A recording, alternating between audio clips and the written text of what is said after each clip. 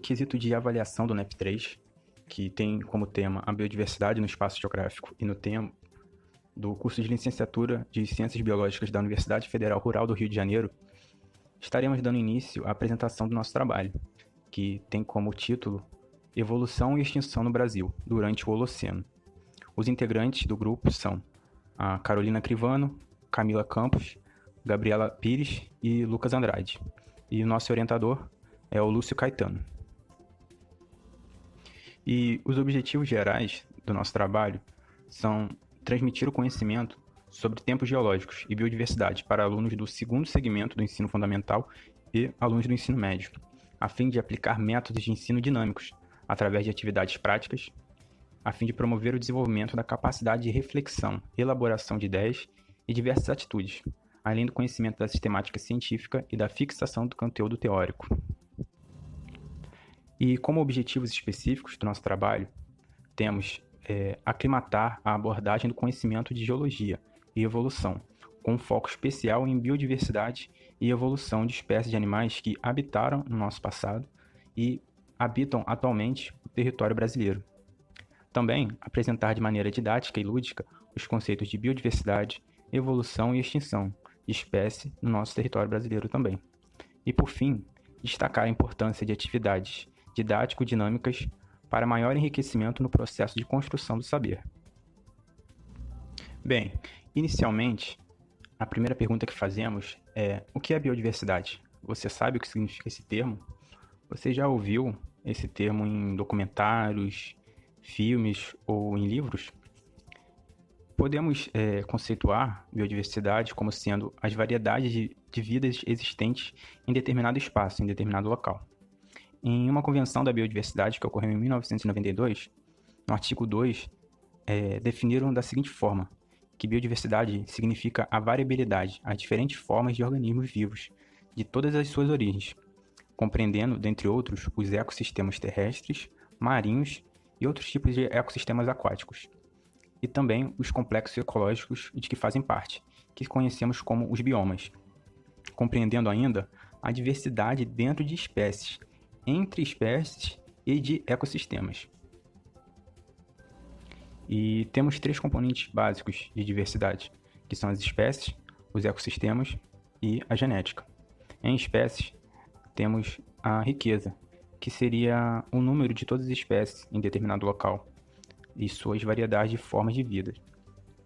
Temos os ecossistemas, que seria como essas espécies interagem com o local, qual é o papel ecológico dessas espécies e o número de papéis ecológicos que essas espécies vão realizar no seu habitat.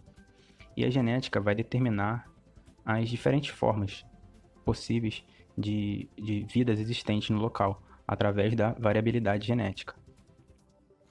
E falando de Brasil, esse país mega diverso e que o trabalho tem como foco, podemos considerar que é uma das maiores biodiversidades do mundo, de fauna e de flora, devido ao clima, que é favorável a essa grande variedade de vidas, a sua grande extensão territorial também, que vai proporcionar zonas biogeográficas distintas, que são os nossos biomas, Mata Atlântica, Caatinga, Cerrado, entre outros. Esses diferentes biomas, com os seus diferentes habitats, abriga cerca de 20% de espécies de todo o planeta. É muita coisa. E só como exemplo, podemos citar 5.000 espécies de fungos que temos, 46.000 espécies de vegetais e mais de 116.000 espécies de animais em nosso território. E chegamos em um momento do nosso trabalho que fazemos outras 2 perguntas. Será que no passado, no início da humanidade, tínhamos a mesma biodiversidade que temos hoje? E também, será que no futuro, as futuras gerações, elas terão a mesma biodiversidade de animais e plantas que temos atualmente? E para responder essa primeira pergunta, relacionada ao nosso passado, temos que ter em mente a escala de tempo geológico, que vai datar os principais acontecimentos geológicos do nosso planeta Terra. E estima-se que a idade do nosso planeta gira em torno de 4,5 bilhões de anos. Então, podemos pensar que até o dia de hoje ocorreram inúmeras modificações relacionadas ao clima, temperatura, atmosfera, posições das massas continentais, entre inúmeras outras. E dentro dessas mudanças, é claro, a biodiversidade, os seres vivos também se modificaram bastante durante toda essa história da Terra. E podemos ver na segunda imagem que os primeiros seres vivos são datados no período pré-cambriano. E de lá para cá, muitas outras formas de vida surgiram, evoluíram e também entraram em extinção, por diversos motivos. E o nosso trabalho, considerando o tempo geológico, nós tivemos o objetivo de trabalhar um período consideravelmente recente, que seria dentro da Era Cenozoica, do período Quaternário, que seria logo depois da época do Pleistoceno. No caso, a época que é o Holoceno. E também respondendo à primeira pergunta, sim, nós tínhamos uma fauna, uma biodiversidade diferente de animais que temos atualmente.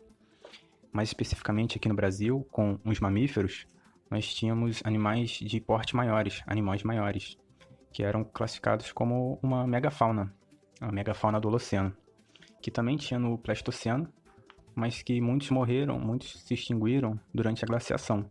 E mesmo assim, algumas espécies sobreviveram durante o Holoceno, muitas espécies no caso, né, que vai ser cerca de 11.500 anos atrás, que é o período do Holoceno até os dias de hoje. E nesse período, temos como característica também um período de intensa migração humana. Os hominídeos da época começaram a ter condições climáticas e favoráveis para desenvolvimento de atividades agrícolas. Nesse período, então, eles começam também a se fixarem mais, a poderem desenvolver um estilo de vida não tão nômade e um pouco mais fixo em seus territórios. Então, podemos evidenciar aqui pela essa imagem como era essa fauna de antigamente, como era a biodiversidade de animais durante o Holoceno. E agora mostrando um pouquinho da megafauna brasileira, esses animais que viveram aqui no nosso passado durante o Holoceno.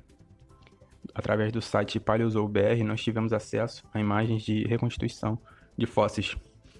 No site a gente consegue ter acesso a diversas informações de distribuição geográfica desses animais, forma corporal, alimentação, e podemos ver que tínhamos esses animais bem diferentes, espécies de elefantes, de ursos, esses carnívoros de ursos que infelizmente não temos mais na nossa fauna atual. Podemos ver mais imagens de animais que existiam durante o Holoceno, simplesmente se extinguiram, que não existe mais. E essas evoluções e extinções ocorreram por diversos motivos. Bom, tudo que aprendemos até aqui, até o ensino médio ou nono ano do ensino fundamental, é muito básico, é uma ideia fixa e concreta sobre o que é a evolução, por exemplo.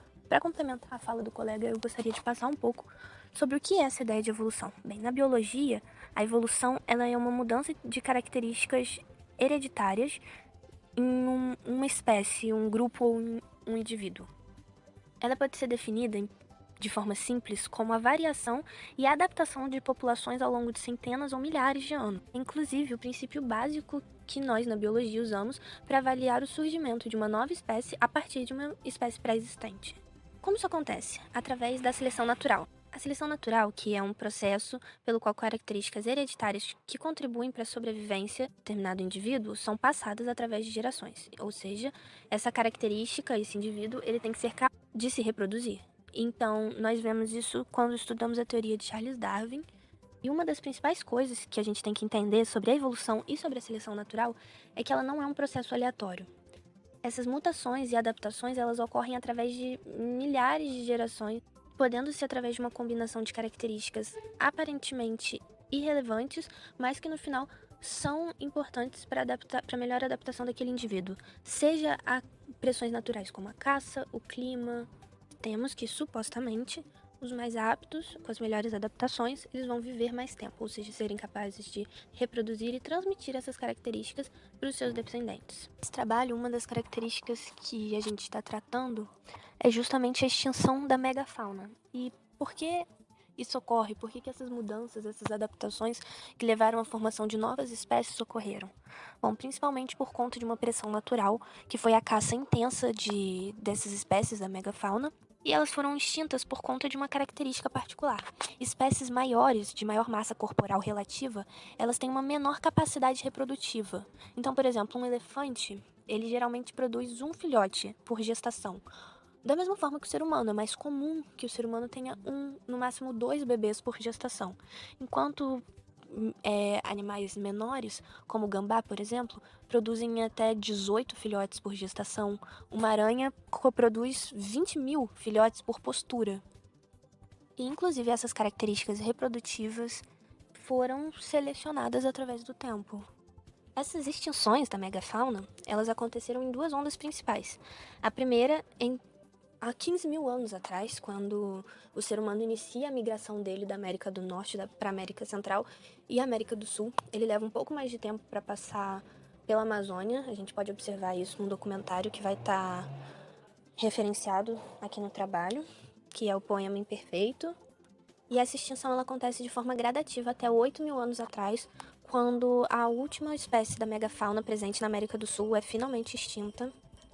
E nós temos a segunda onda de extinções do Holoceno, e a segunda onda de extinções ela acontece há cerca de 1.800 anos atrás, com o início do desmatamento em massa e outras atividades humanas. Então, atualmente, nós temos uma média de 10 a 100 mil espécies que entram em extinção a cada ano.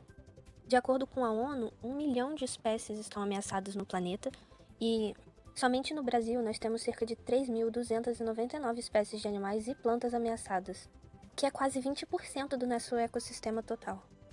Os impactos ambientais que claramente afetam muitos, tanto os seres humanos quanto as espécies que foram avaliadas aqui, incluem fragmentação florestal, contaminação biológica, que é o caso de espécies invasoras, como a gente pode ver do coral-sol ou de algumas espécies de mexilhões, alguns tipos de plantas e até abelhas que atrapalham a polinização, que afetam a polinização de espécies selvagens. Quando iniciou a migração para a América do Sul, no início do Holoceno, nós podemos estabelecer que havia cerca de 5 milhões de pessoas que foram responsáveis por causar esse impacto na megafauna, enquanto atualmente nós temos uma população de mais de 7 bilhões de seres humanos. E é lógico que as demandas dessa população são um dos principais fatores para a extinção de milhares de espécies de animais e plantas. Colegas, nós selecionamos uma atividade prática para ajudar a compreender o processo de seleção natural e a biodiversidade através da biodisponibilidade de alimento e dispersão de sementes do território brasileiro durante o processo geológico. Um dos motivos de termos selecionado essa atividade também foi o fácil acesso a ferramentas desse tipo e, por ser de mais fácil compreensão das espécies que nós temos aqui, poderem ser observadas no ambiente natural atualmente. Entre os materiais utilizados estão prendedores de cabelo de diferentes formatos, um alicate de bico fino, um pregador de roupas, um alicate de corte e uma torquês, além de diversas sementes de diferentes formatos e texturas que podem ser utilizadas para esse trabalho.